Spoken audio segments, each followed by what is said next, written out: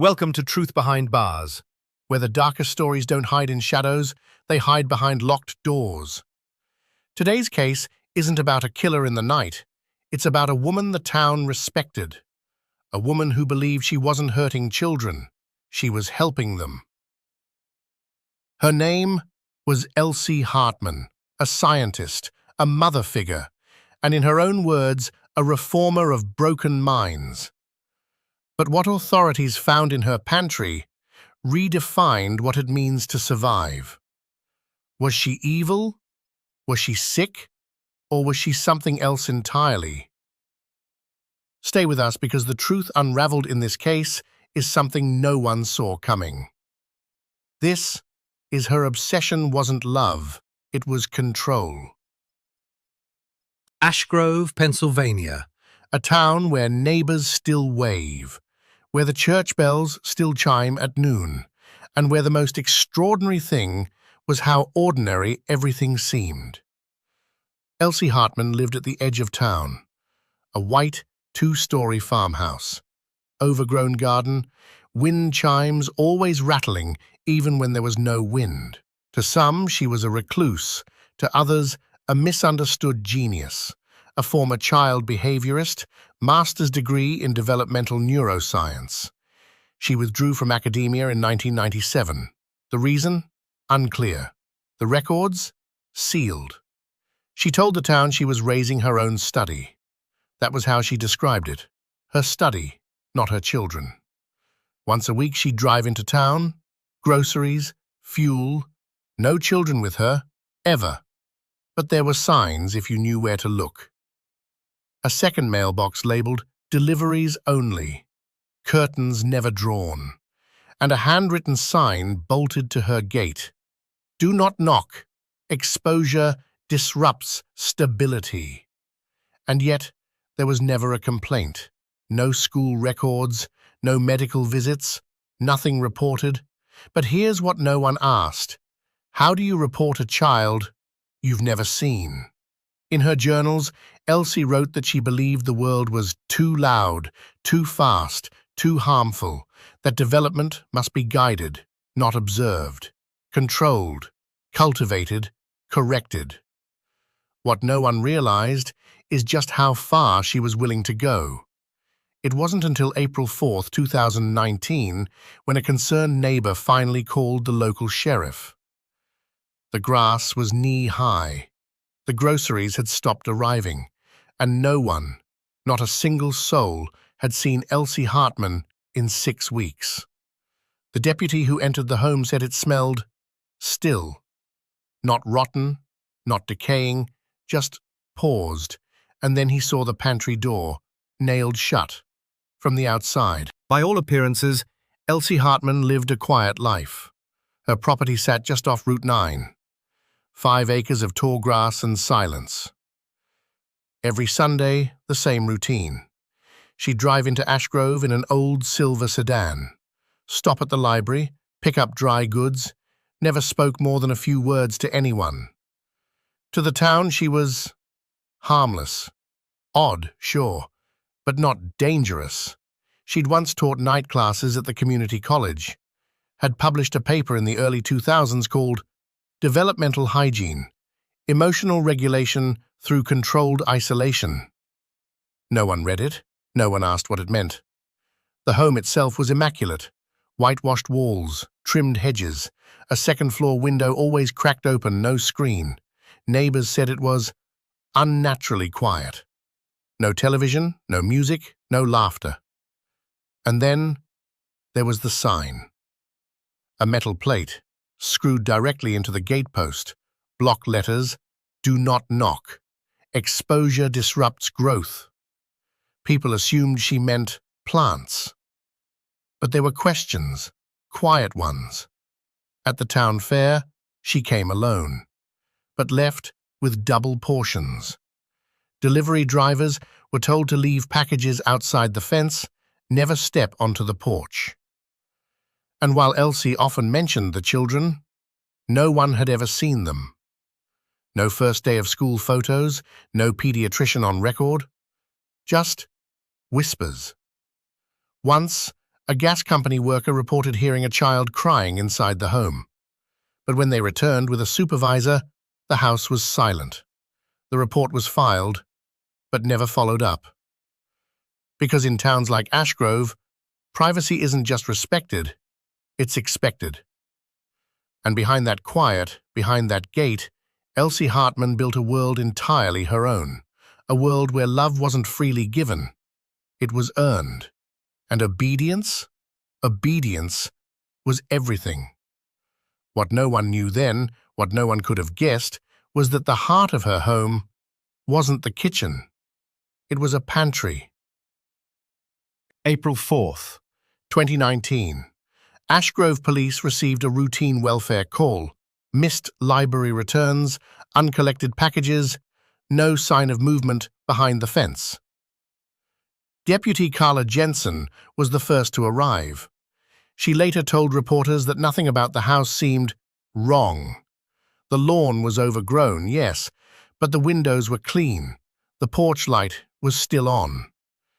They forced entry at 3:17 p.m. No alarm, no signs of a struggle, no one home. The house was immaculate. White walls, paled carpets, everything in perfect order. No family photos, no toys, no food. And then they found the pantry door. It was sealed. Not locked, nailed shut. 13 long, rusted nails hammered into the frame from the outside. When they opened it, what they found wasn't food. It was a room. Thin foam mattresses pressed directly onto the floor, feeding tubes coiled near plastic buckets, crayon drawings taped to the walls, smiling suns, houses with no windows, a stick figure labeled Mother E, and notebooks, dozens of them. Each child had a file, handwritten logs tracking every behavior, speaking out of turn, making eye contact, asking for food. Rewards were timed, infractions were punished with silence or starvation. Each sketch was labeled Subject A, Subject B, Subject C. No names, no birthdays, no personalities, just data. Police searched the entire house. No children were found.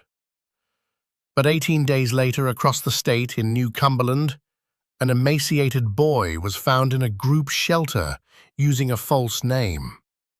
He said his real name was Nathaniel. He was 9 years old. He told a social worker, "She said we were her project. She said love was earned."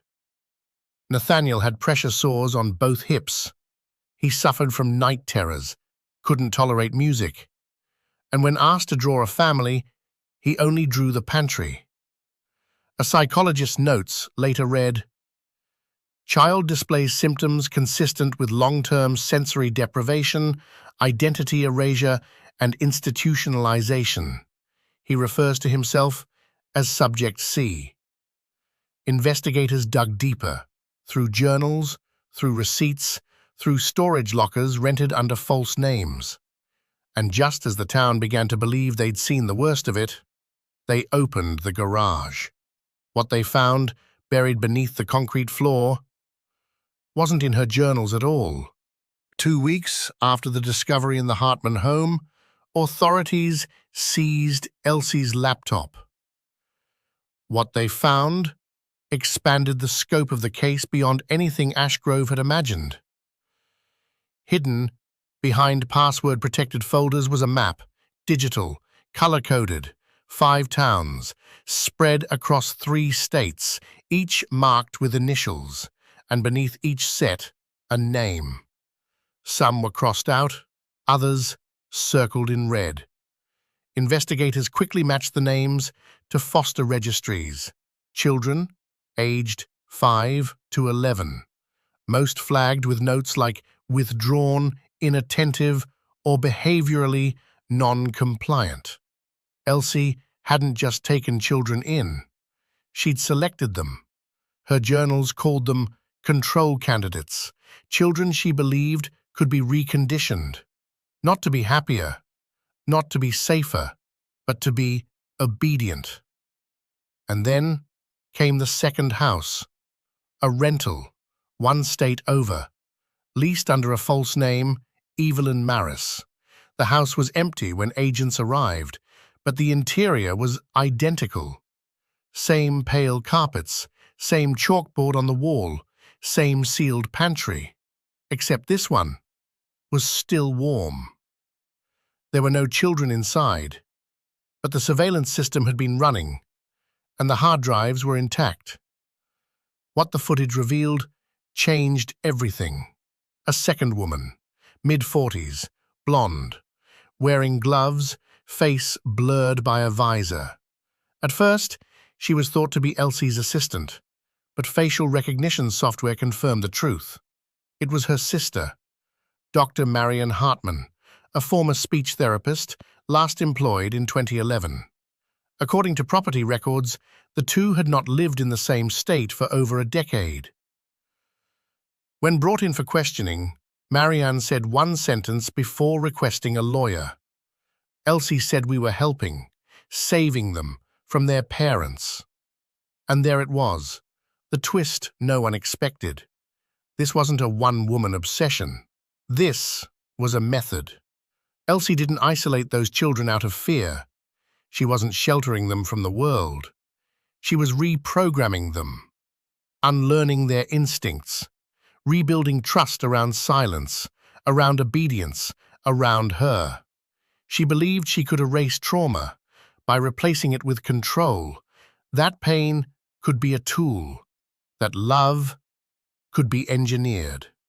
And the worst part? She was almost ready to start again. The trial of Elsie Hartman began on October 8, 2020. By then, her name had become synonymous with cruelty dressed in intellect.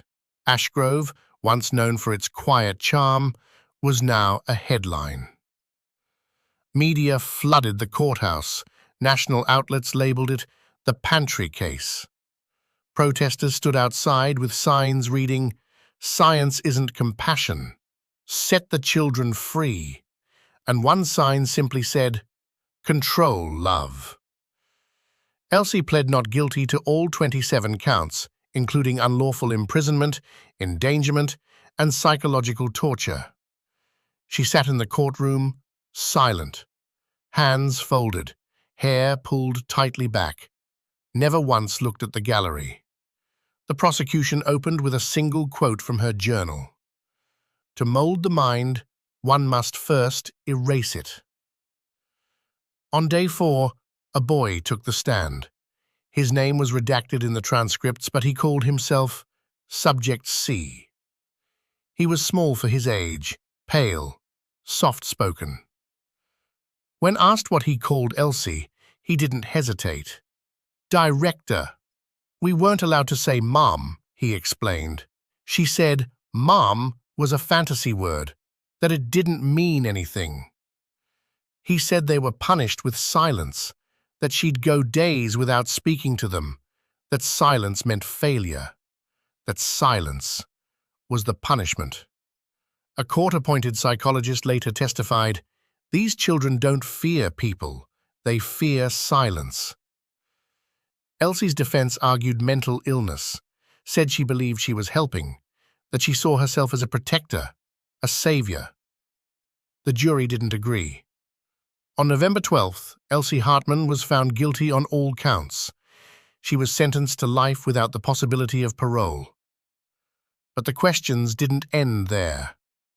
In the months following the verdict, 3 surviving children were placed in long-term therapeutic foster care. One has not spoken a full sentence since the trial. Another refuses to sleep unless the closet door is open. A third child, 6 years old, was given a sketch pad as part of therapy. Every drawing is the same. A single door closed and nailed shut. One photograph circulated during the trial struck a painful chord.